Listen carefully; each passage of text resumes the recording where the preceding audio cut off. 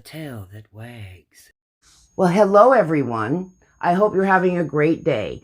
We had a new video for you, but if you won the Doggy Supply Haul giveaway, I will be contacting you this week to get your addresses so I can get those prizes in the mail. We're going to have a new drawing in May. For more about the care, health, well-being, and overall entertainment of dogs, hit the subscribe button. Don't forget to hit the notification bell so you can be apprised of all things the tail that wags.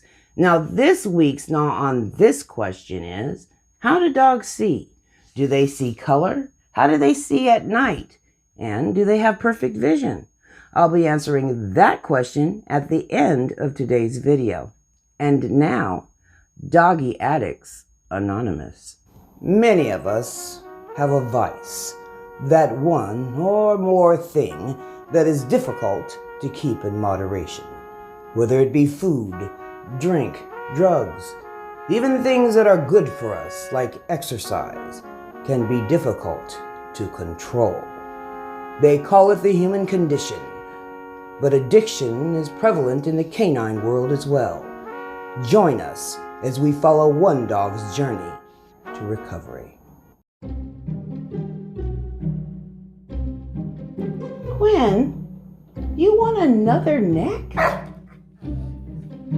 You just had some.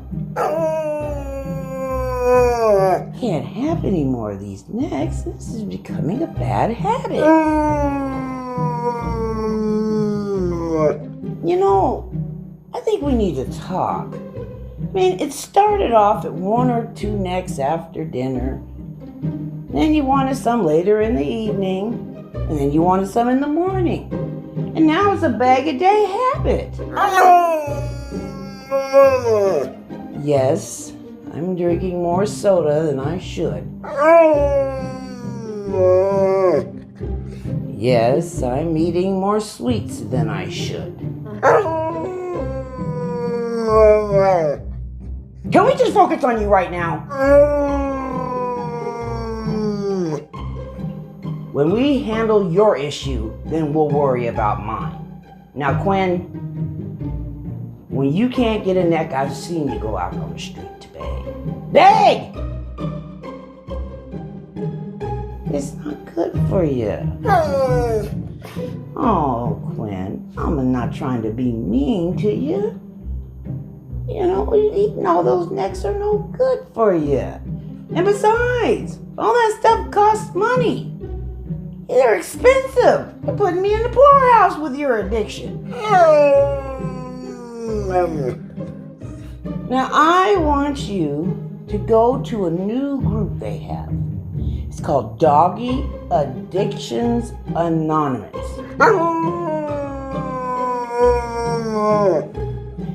Other dogs there, and you all sit down and talk about your issues to help one another. You talk on a language that you all can understand. You don't have to bark one word. Just go, please. For Mama, do it for yourself. I'm proud of you, Quinn. Welcome. I'm Stitch and I'm an addict. My problem is squirrels. Every time I see one of those fluffy tails, squirrel. I'm Manella and I'm an addict. Manella. It's treats for me. I'm always searching for treats. I'm looking right now. They say it's a problem, but I'm never going to stop. I'm Thor and I'm an addict.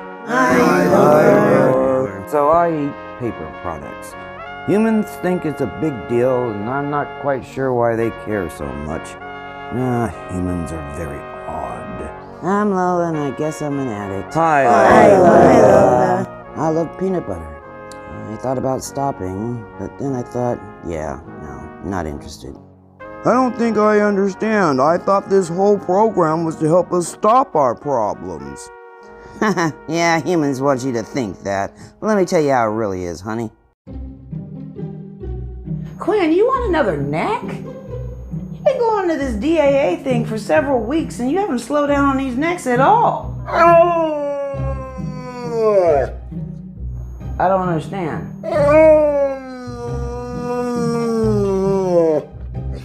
What?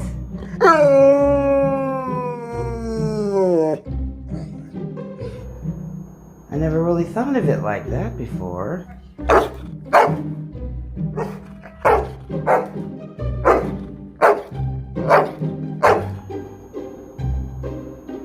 Well, I guess so.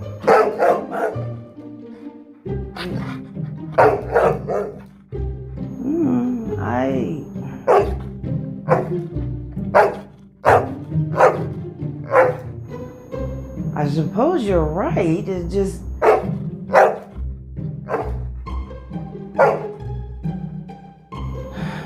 Alright, Quinn. I'll get you another knack. You know, this thing didn't work out the way I thought it should. This week's Gnaw on This question is, how do dogs see? Well, let's find out. It is a myth that dogs cannot see color. All animals who can see color, including humans, perceive color through cells in their eye called photoreceptors. A typical human eye has 3 cones, red, blue, and green. However, dogs and cats have just 2, blue and green. So, although dogs can see color, it is limited to blue, yellow, and green tones with various shades of gray. Furthermore, they cannot see red light and have difficulty distinguishing some colors. Your dog can tell the difference between red from blue, but your pup may confuse red and green and may see green as gray. To compare, your dog has a similar color distinctions as a human with red-green color blindness, also called diachromatic vision. Moreover, dogs are less sensitive to variations in shades of gray than humans and are half as sensitive in brightness. As a matter of fact, dogs tend to be nearsighted. The average pup's vision is 20/75, 6/24 outside the US, to a human's 20/20 perfect vision. To explain better, dogs are sensitive to motion at a distance, 10 to 20 times more sensitive than a human. A dog's sight is best suited during dusk and at dawn and have a wider peripheral vision than humans.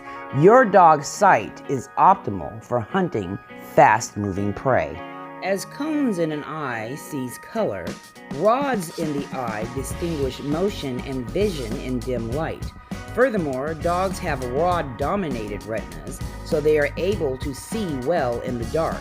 In addition to these rods, dogs have a reflective membrane called the tapetum lucidum that enhances the amount of light that reacts in a dog's eye and gives your dog's eye that glow when light hits it. Pupils automatically dilate to control the amount of light emitted in the eye. Most humans and dogs' pupils dilate as wide as possible to see as much light as possible. However, dogs have larger pupils that dilate much wider than humans do. That's why dogs can track movement in low light. So a dog's eyes sacrifice color to see animals moving in the brush at dusk. How can your pup play in the dirt, roll in the mud, and swim in the ocean and not get matter in her eye? You can thank your dog's nictitating membrane in the corner of her eye. Your dog has 3 eyelids. The nictitating membrane is in the corner of your dog's eyes and acts as a windshield wiper for your dog's cornea. It clears debris and mucus off the cornea and produces 1/3 of dog's tears. These tears are made of lymphatic tissue that produces antibiotics to fight infection. It protects the cornea, clearing sand and dirt off the eye and keeping it moist in the wind. That's why your dog looks like he's rolling his eyes in the back of his head when he's sleeping. Cherry eye is a condition where the nictitating membrane is inflamed and losing its wiper function. Any changes in your dog's eye, like cherry eye, redness, cloudiness, discharge, squinting, or rubbing of the eye, and any changes in vision Go to your veterinarian immediately. You can mitigate any major issues before they become irreversible. Your dog uses sight to recognize your face, but she uses sight as well as smell to identify you. Eyesight is amazing whether it's your sight or your pup's. Now you understand a little bit more about how powerful your dog's vision really is.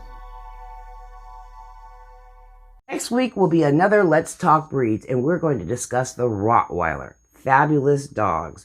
So don't forget to hit the subscribe button. Thank you so much for watching, and we'll see you next week.